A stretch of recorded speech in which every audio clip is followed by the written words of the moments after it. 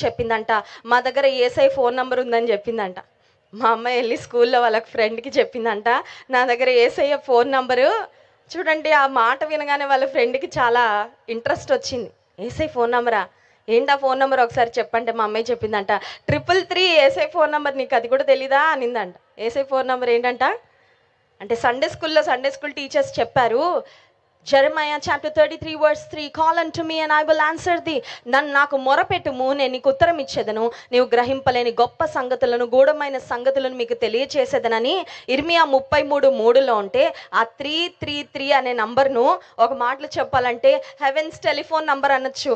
మా అమ్మాయి అది సండే స్కూల్లో నేర్చుకుంది. వాళ్ళ ఫ్రెండ్కి వెళ్ళి చెప్తుంది, మా మమ్మీ దగ్గర మా దగ్గర యేసయ్య ఫోన్ నంబర్ ఉంది, మేము ఎప్పుడైనా యేసయ్యతో మాట్లాడుకోవచ్చు, ఎప్పుడైనా మేము ప్రార్థన చేయొచ్చు. మరి అది బాగా నమ్మకం బాగా నాటుకుపోయిందేమో. మా అమ్మాయి ఏ చిన్న సమస్య వచ్చినా అంటది, మమ్మీ నేను ప్రార్థన